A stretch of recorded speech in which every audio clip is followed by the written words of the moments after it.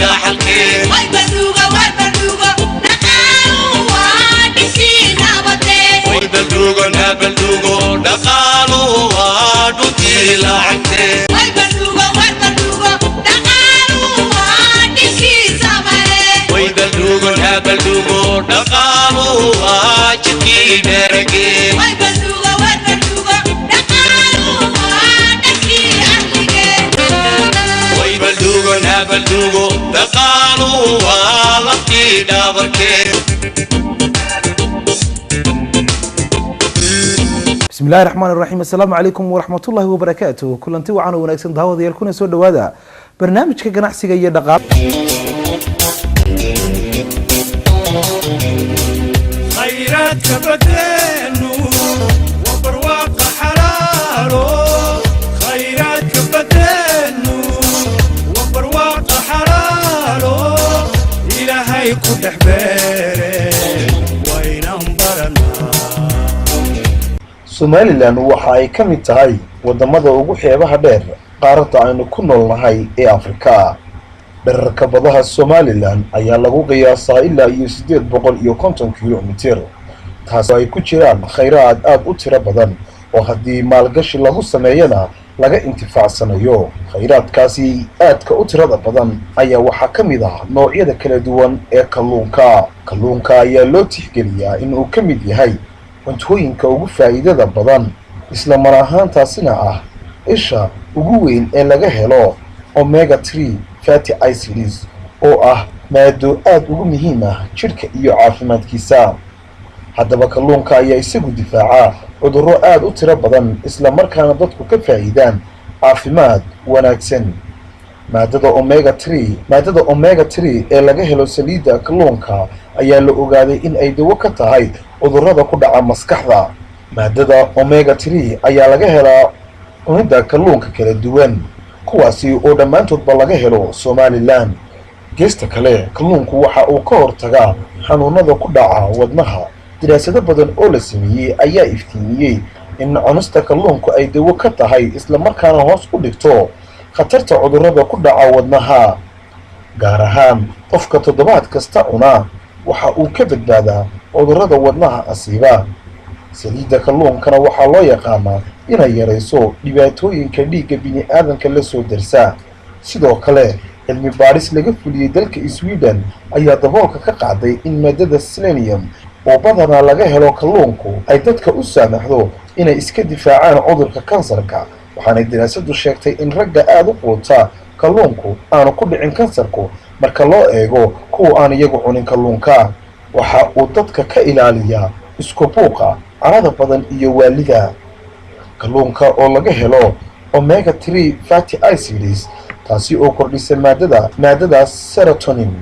oo maskaxda bini'aadanka ku keenta in ay deganaanto marka ay gaadho. waxaanu noqdaa qofka ay maadadani ku badan tahay mid dhinac fiican ka fikira oo farxad badan noloshiisuna aad u degan tahay markasta. kalluunka ayaa ah mid ay aad u bannaan tahay fursadaha ganacsi ee lagaga ganacsanan karo isla mar ahaantaasna u baahan in maalgashi lagu sameeyo iyada oo badda weyn ee aynu haysano haddii lagala soo baxo kalluunka noocyadiisa kala duwan ay ganacsatadu fursado badan u haystaan inay ugu iibgeeyaan suuqyada waaweyn ee wadamada aynu dariska nahay sida Ethiopia oo dadkeeda lagu qiyaaso 80 milyan. taasina ay tahay fursad ganacsi oo laga macaashi karo. wasiirka wasaaradda kalluumaysiga ayaa ka hadlay dhererka xeebaha Somaliland iyo sida looga faa'iideysan karo kheyraadka tirada badan ee ku duugan. dadka waxaan ku boorinayaa inay kalluunka maal gashadaan xeebihii lagu noqdo oo dhulkii la dego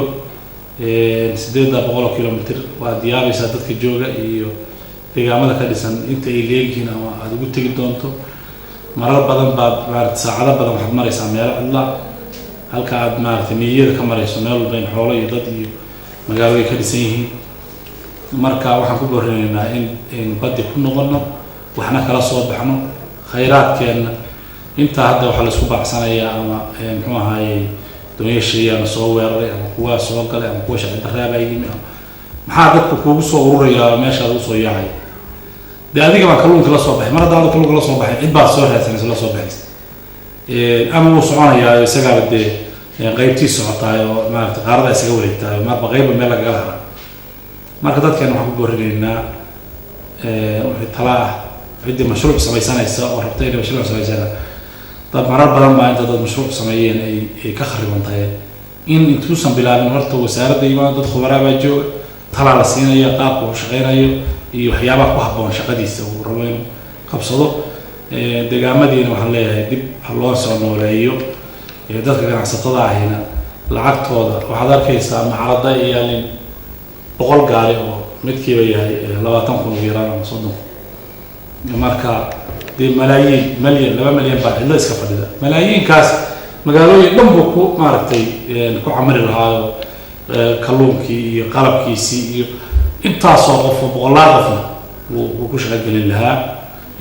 waxaan kaloo rajaynaynaa insha allahu in aan helo suuq hadda waa tii inoo yimaadeen wafdi etoobiyaan oo heer sare ah oo xagga dhaqaale ah waxyaabihii laga wada hadlay bay ka mid ahayd in kalluunkeena meesha iyagu qaadkeena oo ka keena innagu inu kalluunka inu maaragtay ka iibkeyno marka guddiyo farsamaa kulli tegi doona labada dhinac baa sii wadi doona hawshii waxaan rajaynaynaa inay inoo soo furmi doonaan ganacsiga suuqa Ethiopia oo maaragtay aan rajaynayno suuq ballaaran inuu yahay oo kalluunkeenu geli doono marka kalluunkiin la soo saaro dadka soo saar dhaqaalaheena way gelino suuq waynu helinaa ama dibad ama jaar ama gahlo ama dibad u helno geesta kale wasiirka wasaaradda kalluumaysiga Somaliland ayaa soo saaray tallaabooyin uu ku mamnuucayo kalluunkii ka iman jiray wadanka dibadiisa kalluunka iswaan joojin meeluu ka soo degayay ama diyaaradaha noqoto ama kastamada kale ha noqoto qoraalaan geynay waa la joojiyay waayahay dee marka waa in iyagana waxaan kala hadalnay halkan markaan isugu yeernay kalluumaysatada ama ganacsatada kalluunka keenta Hargeysa oo kale ama gobollada kale Geesa halkan aan kula sheegnay waxaan u sheegnay qiimaha ay hadda ku bixiyaan inuusan macquul ahayn haddii qiimahaas ay ku sii wadaan dee tartanka waa dib furmay oo qofkii wuxuu rabaa in maaragtay inuu wax jaban helo dee haddii uu waxaan rabnay qorshe aan wadnaa haddii aan idmo in la yiraahdo magaalooyinka waaweyn oo kale oo Hargeysa ka mid tahay la yiraahdo isbuuci 2 maalmood yaan xoolaha la qalin xoolaha ma badan waxaa laga sameeyay magaalada Hargeysa goobo lagu iibiyo kalluunka oo kaliya ata oo aan lagu sameyn cuntooyin kaliya taasina waxa ay tusaale u tahay dhiirigelinta bulshada reer Somaliland iyo barashada ay soo baranayaan cunista kalluunka iyo faa'iidooyinkiisa igu kalifay ganacsiga kalluunka inaan iibiyo kalluunka dadkeenu ma aqoonin markii hore kadib deedna maalmihii waan tijaabadii wuu socday ka bacdi deedna sidaasaan ku wada iminka markii hore uu go'ay jiray laakiin iminka uu soo gaaray maalin walba uu yimaada xagaagu kala go'aa laakiin bisha 9aad iyo bisha 8aad uu soo qaay iminka uu badan yahay kalluunka maanta bilaabay iyo maanta markii hore waxaan ku bilaabay 3 kiilo kaliya maanta waxaan iibiyaa 200 kiilo maalintii maanta horena waxaan ku bilaabay 3 kiilo kaliya ma isleedahay meherado kala fur oo sii xoojiyo qaybo kale oo magaalada kamid ah ka fur isleeyahay hadii ilaahay ka dhigo aad qaybo kala barashada kale aad furtid isleeyahay la xisbiga ilaa adigu magaalada meel kale wax isleeyahay furtid dadku way laakiin anigu ma iibi maraqay kalluunkan u raaciyaa maraqay kalluunka waxaan siiyaa 5,000 shilin 8,000 shilin 7,000 shilin dadku lacag ma kamaysto dadkeen dhaqaaluhu yar yahay marka wuxuu isku cunayaa qofkii 5,000 kalluuna iyo 3,000 bariis 8,000 shilin de qofku waa qadadiisu way dhanta haddana cashadii waan karinaynaa qadadii waan karinaynaa saaci baan karinaynaa saddexda waqti waan karinaa qofku wuxuu ku dhargayaa 8,000 shilin $1 lacag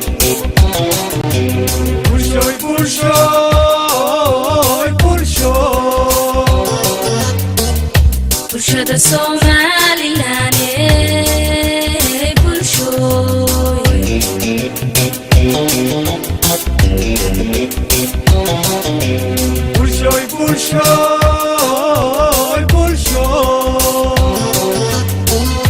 bulshada Somaliland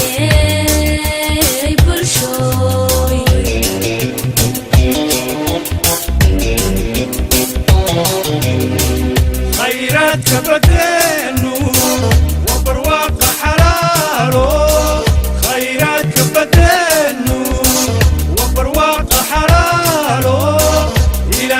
ku dhex beere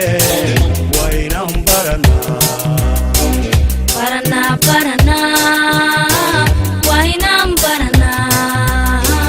khayraadka badeena waa inaan baranaa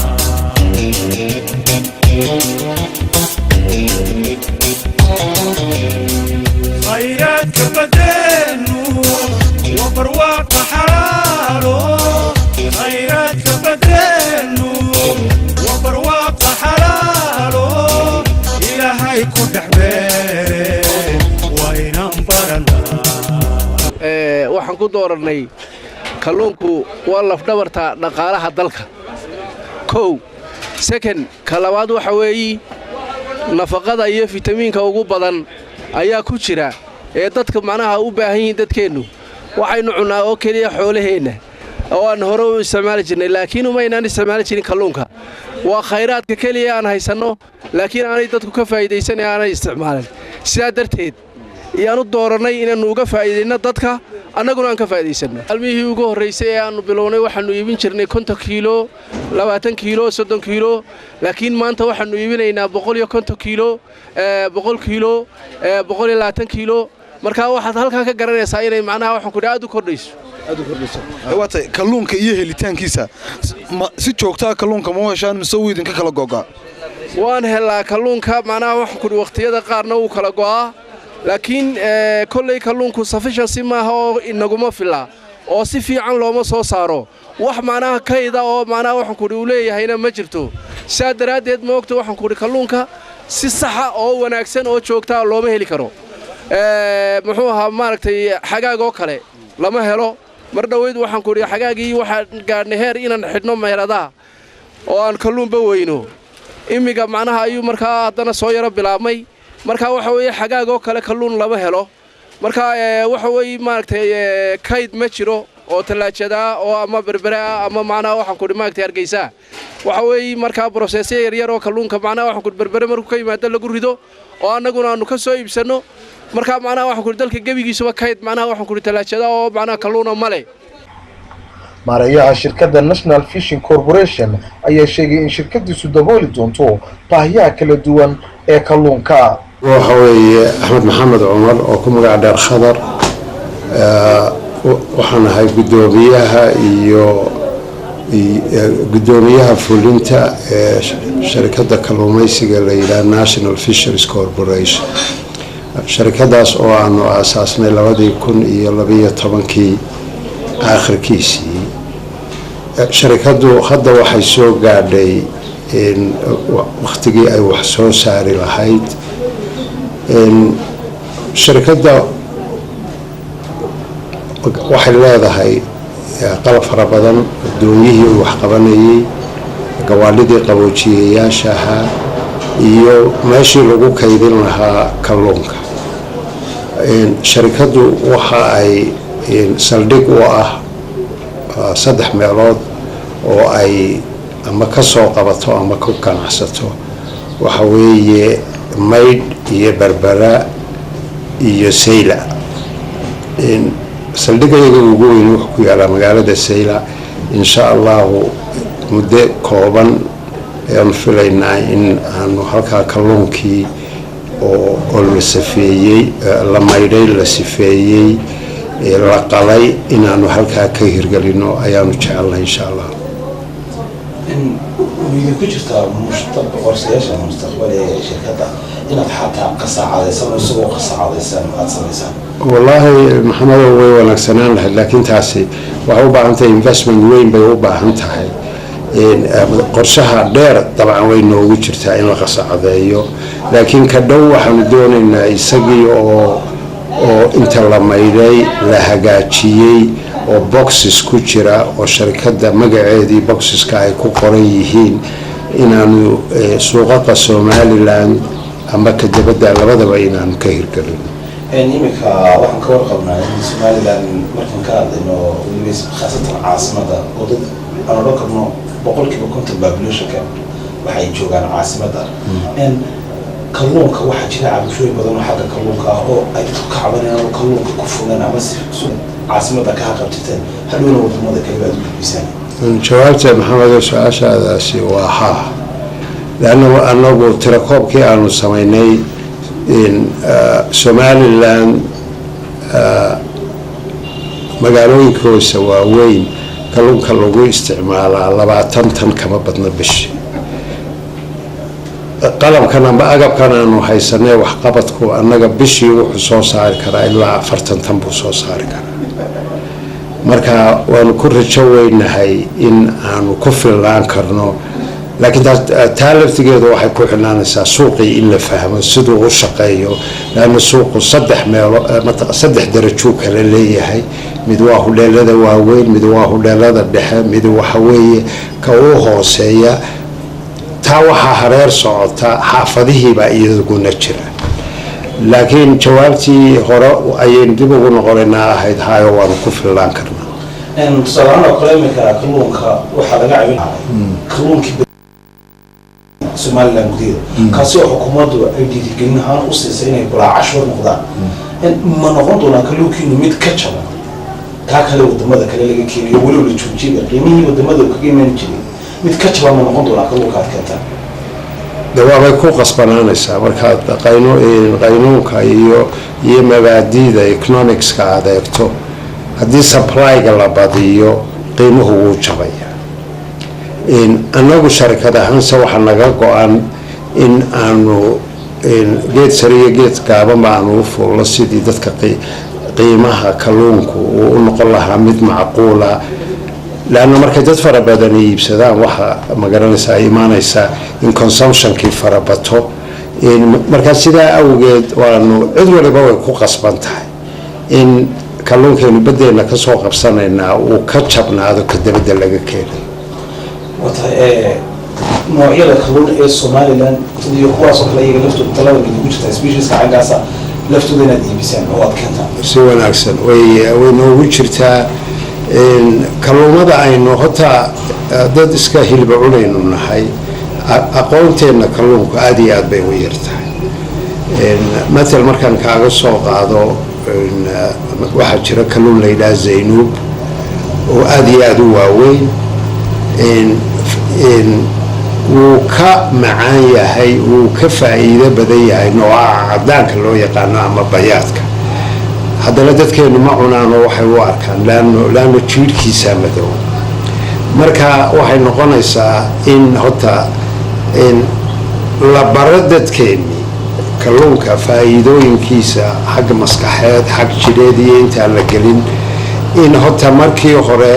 ama iibba aan la gelin annaga waxaa noo qorshaysan cambayn weyn inaanu qaadno si dadkii loo bari lahaa siday macanka loo karin lahaa laanno aqoonteenu aad iyo aad bay ugu yar tahay laakiin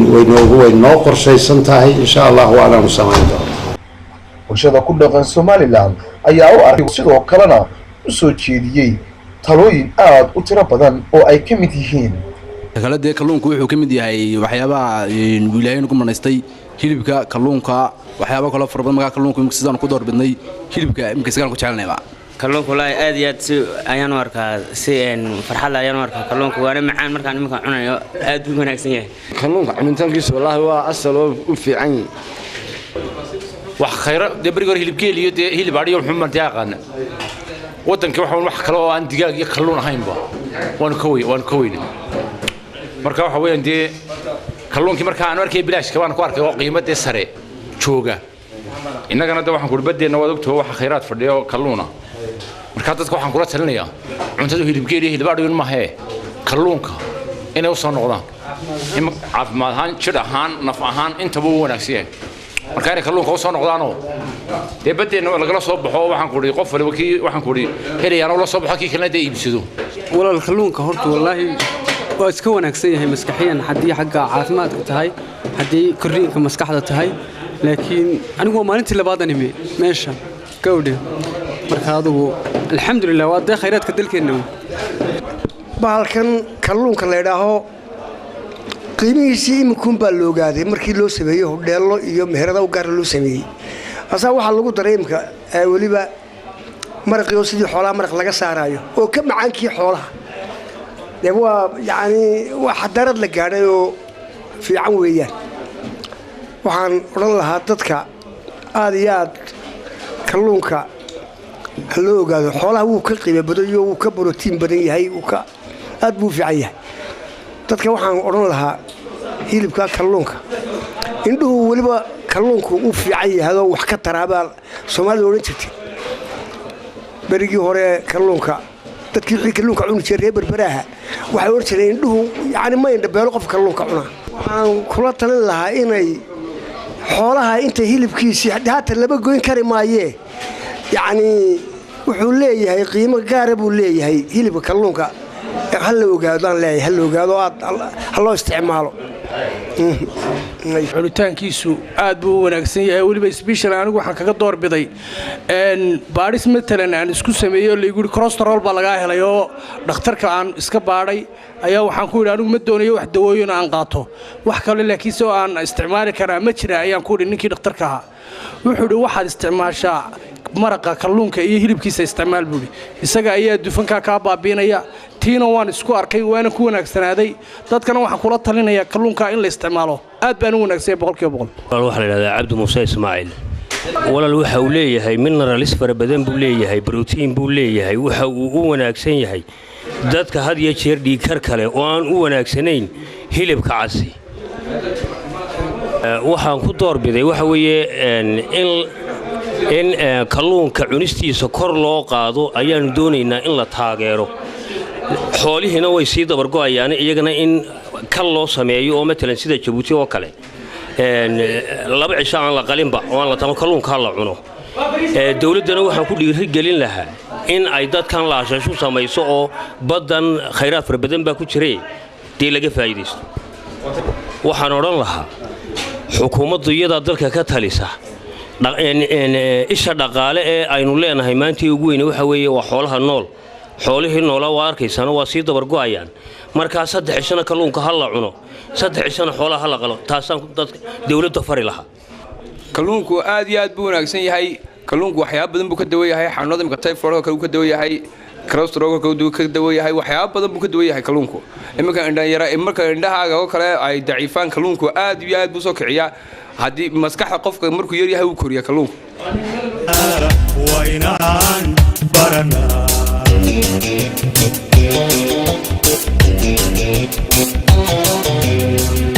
kalluunkan baleega badeela ka buuxa kalluunkan baleega badeela ka buuxa Tirinkii xaqam bayaadiyo teerag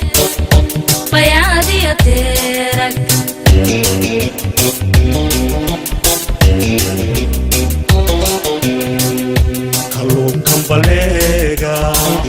badeela ka buuxa kalluunkan baleega badeela ka buuxa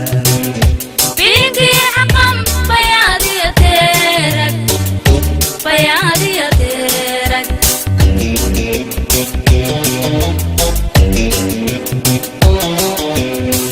waxaad koolna ka buuxda tamadinka ku baahsan horaha barigoo dhan waa ka sii badayiino waan u baahanahe waa inaan baranaa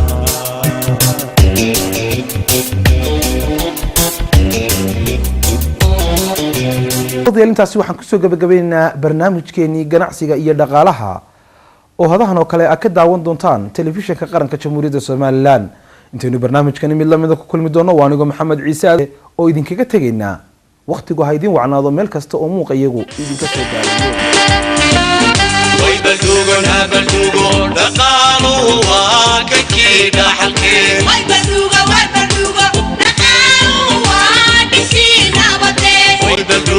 baldugo dhaqaalu waa dhuntii lacagtee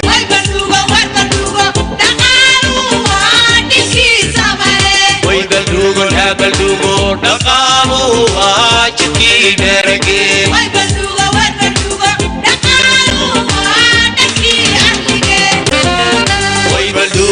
baldugo dhaqaalu waa laftii dhabarkee بسم الله الرحمن الرحيم السلام عليكم ورحمة الله وبركاته كلنتي وعنا ونكسن دعوة ديالكم سو دوادا برنامج كجناح سجية دقالة